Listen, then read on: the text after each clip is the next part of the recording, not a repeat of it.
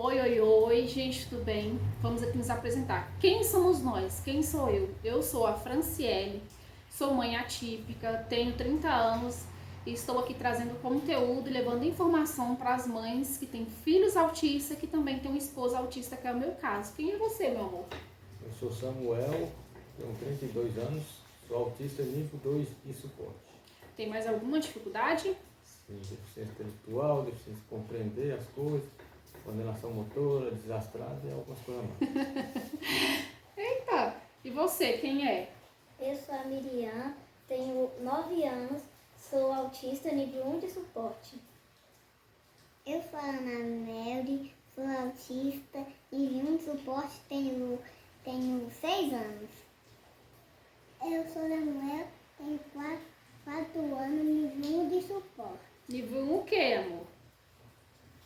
Nível 1 de suporte. Autista, nível 1 de suporte, né?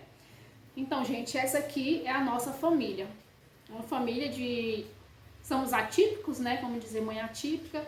Vim aqui um pouquinho contar um pouco da nossa história de vida, tá? Não tem sido fácil até o momento, mas vamos lá. Primeiro passo aqui eu quero falar sobre o diagnóstico, né? A importância do diagnóstico na família atípica. Eu conheci o Samuel em 2011 e em 2011 a gente se conheceu, em 2011 a gente se casou, então a gente não teve um tempo para se conhecer mais, né? Casamento cristão, onde ele vai conviver mesmo depois do casamento. E até então, passo muito tempo depois do casamento, eu percebi, falei, poxa, Samuel tem algumas dificuldades, só que ele nunca aceitou, né, amor? Fala pra mim um pouco como foi essa questão, assim, de aceitação no início do nosso casamento. Assim, eu sempre ouvia que era pessoa diferente, né? Mas eu não passava, assim, até então não sabia. Nessa época eu não falava autismo, né? E pra mim era coisa normal, só que eu via que eu tinha essas dificuldades, questão de compreender, eu era déficit de atenção, era desastrado para fazer as coisas, até mesmo no serviço, a dificuldade para trabalhar, não ficar muito tempo no serviço, só que eu não sabia questão de autismo, né? E também tinha um pouco do medo, né?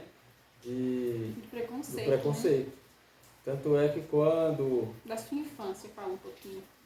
Isso, na minha infância eu tive dificuldades, né? Em questão de atraso na fala, atraso no andar também. Na escola, para ter ideia, eu reprovei, na época eu falava o prezinho, né? Hoje acho que é primeiro ano, fala. Eu reprovei porque eu não conseguia acompanhar as crianças. Aí eu fui passar por um psicólogo para começar todo esse trabalho. Na verdade começou, mas depois não continuou mais, não levou mais o psicólogo. Mas aí eu comecei a desenvolver a questão de aprender a ler. E quem foi que te ensinou esse processo de aprendizado? Então, o processo de aprendizado era meu pai me ensinava, né? Na época ele era vivo ainda, ensinava. Tinha uma vizinha também lá que ela era professora, né? Eu não lembro se era professora de apoio, sei que ela dava aula. E ela fez um trabalho muito bom, ajudava, fazia, pintava letras para mim ir acompanhando, botando os grãozinhos de feijão, fazendo aquelas atividades pedagógicas, né? Isso aí me ajudou muito. Aí você aprendeu, né? Foi, eu fui desenvolvendo. E que mensagem você tem para deixar para ela aqui? Pode falar o nome dela e a mensagem que você tem. O nome dela eu conheço por Net, não sei se é Ivanete, o nome dela é Net. A mensagem que eu deixo para ela é assim, que ela me ajudou muito, né? Sou muito grato, porque na época eu tinha essas dificuldades, né? E eu não lembro se eu já tinha começado a passar no psicólogo, mas ela, ser vizinha, ela morava lá perto, ela sempre deu esse suporte para nós, né? Principalmente para mim, tinha aquela paciência para ensinar, botava aqueles esse jogo, não é, da memória, né? Para poder, tinha um jogo que pega varetas também. E aí eu comecei a me entrosar nisso aí. Aí depois eu comecei a passar no psicólogo, e foi nessas mesmas tarefas. A mensagem que eu deixo para ela é de gratidão, né? Que Deus abençoe ela grandemente, a sua família, né? E isso me ajudou muito, sou muito grato. E aí, gente, continuando aqui, depois que a gente se conheceu, a parte do casamento, eu comecei a ver essas dificuldades. E o Samuel ele não aceitava de forma alguma. Quando eu falava, ele falava que eu tava louca, que eu era doida. E eu vendo esses comportamentos, assim, a questão, por exemplo, de saber comer. Ele não sabia comer, não sabia segurar direito na colher, se sujava todo, sujava a casa toda. Era igual uma criança comendo. Eu falei, alguma coisa tá errado. E foi aí onde eu comecei a colocar comida no prato para ele, colocar comida no prato para mim, sentava com ele e comecei a ensinar. É até um pouco engraçado que parece um filho, mas foi um processo muito dolorido, muito difícil, tanto para mim como para ele, tá? Porque muitas vezes as pessoas veem assim, a evolução do autista, mas não entende que por trás daquela evolução houve sim um sofrimento. Mas vitória, né? Vitória. Quando o autista ele vai evoluindo, cada passo é uma vitória. E foi assim o processo. E depois de muitos anos, cheguei a marcar psicólogo, ele não aceitou, e eu convivendo ali com muita dificuldade, lidando com as estereotipias, o nervoso, a questão da organização. Ele é muito desorganizado, tudo dele é muito desorganizado. E até hoje, chega um certo ponto que eu larguei de mão, falei, vou deixar desorganizado, a hora que der eu vou lá e arrumo. E é isso, hoje a gente tem 3 filhos, e ele só foi aceitar mesmo o diagnóstico depois que veio o diagnóstico o nosso primeiro diagnóstico da primeira filha, né, da Ana. É assim que ele veio aceitar o diagnóstico dele, né, que ele veio aceitar que era autista e que tinha que seguir, né, vida que seguisse. Mas até chegar até aqui foi difícil, viu? Foi difícil. E aí agora tem aqui a Miriam, que foi sempre, levava no médico, o médico falava que era depressão e ansiedade. E eu observando tanto ali o jeito do pai, com o jeito dela, os comportamentos. A Ana do mesmo jeitinho. Quando eu falava, as pessoas falavam que eu era doida, que eu tava procurando doença para colocar na minha filha. E desde bebezinho eu percebia, porque a Ana era uma criança que dormia muito. Ela dormia de 6, só pra vocês terem ideia, um bebezinho dormir de 6 da tarde até 6 da manhã não é normal. Eu falava com o médico, você tem que acordar, fazer de tudo, não acordava. E outra coisa, comportamentos de ficar se balançando, né? Bebezinho o tempo todo se balançava, jogava a cabeça na parede, não chorava, essas coisas, tudo foi coisas que eu ficava observando. E fora que ela chorava muito, muito, muito, do nada ela começava a chorar, ia chorando, chorando. E aí tem a questão também de empilhar objetos, brincar com objetos encarrilhados, uma rotina, mudança de rotina para ela é muito estressante. E aí vinha também a questão das roupas, tinha que ser a mesma sempre, tinha que ser o mesmo calçado, o cabelo do mesmo jeito. E eu fui observando, chegou um certo ponto que ela começou a arrancar cabelo, ela começou a se machucar.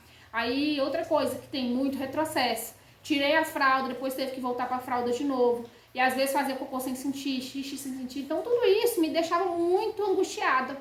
Até o ponto de eu falar, não, agora é o momento. Ela gritava muito, batia nos meninos, e eu ficava observando aquilo. E aí, logo em seguida, veio o Lemuel.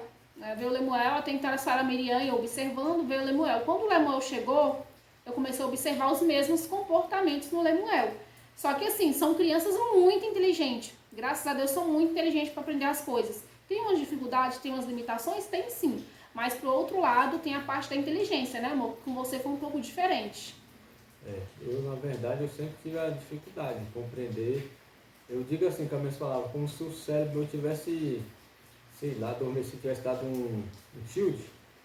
E uma das coisas que me ajudou muito também, a compreensão, foi a questão da música, né? Eu comecei a aprender a música, se eu não me engano, acho que foi com 9 para 10 anos, né?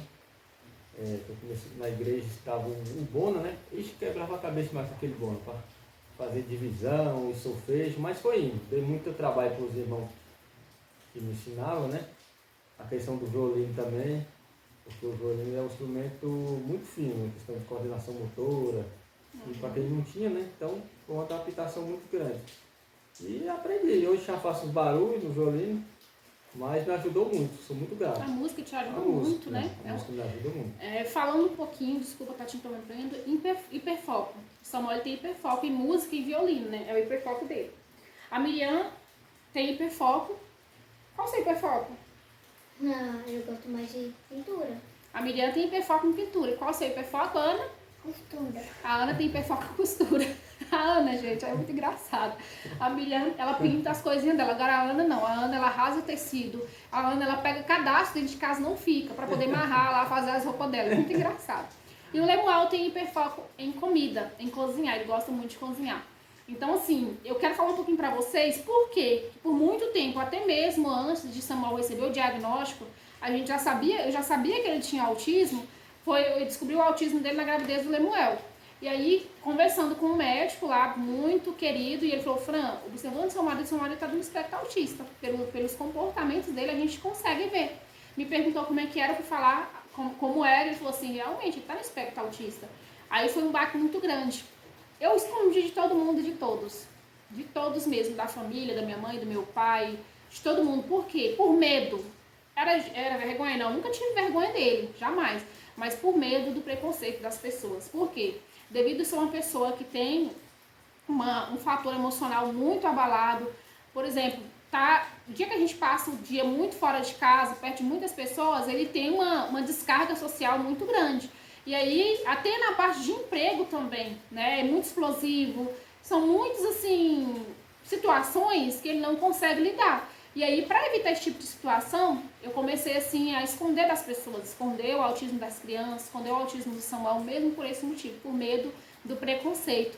Só que a gente teve que passar por cima de mais essa barreira, né? De preconceito, de subir o patamar ali e começar a entender que as pessoas eles têm que respeitar o direito do outro, né? E parar com esse preconceito quando se fala no autista adulto, né? Que são taxados de preguiçosos, de fresco, de folgados, mas só Deus sabe o que eles passam, né? Fala um pouquinho, amor, dessa questão assim do preconceito que você tem vivido. E o pior, gente, que o preconceito vem da própria família, viu? Começando da família. Isso é verdade. Preconceito na família, a pessoa às vezes, por a gente ser diferente, fala, é doido, é retardado. Esse tipo de expressão assim. Claro que até então não sabia assim questão de diagnóstico, né?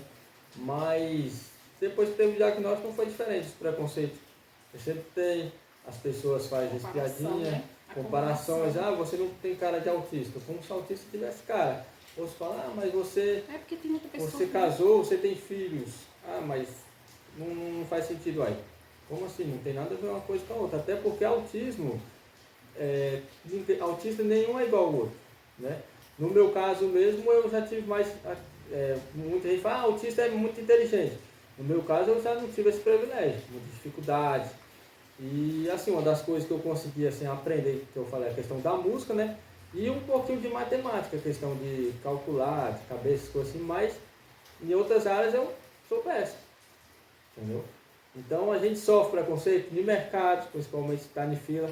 Só um homem novo desse aí, né?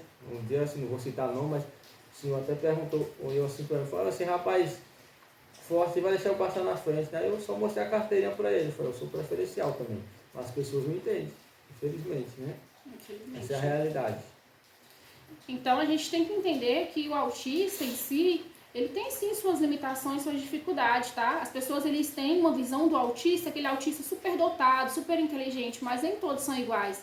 E digamos para vocês que a maioria tem essas limitações sim. Digamos que 10% dos autistas tem essa super inteligência, tá? E aí é onde a gente começa ali um novo caminho para traçar. Não é fácil, não é fácil. Eu mesmo, hoje em dia, a nossa maior dificuldade é a financeira. Por quê? Se a gente tivesse condições financeiras, estava todo mundo em tratamento, todo mundo fazendo ali o que gosta, todo mundo fazendo as terapias direitinho, todo mundo passando pelos melhores médicos, porque hoje poucos médicos estão preparados, tá? Não é porque eu tô aqui, eu tô falando a verdade, porque eu já tenho passado cada médico com essas crianças, que eu vou te falar, viu?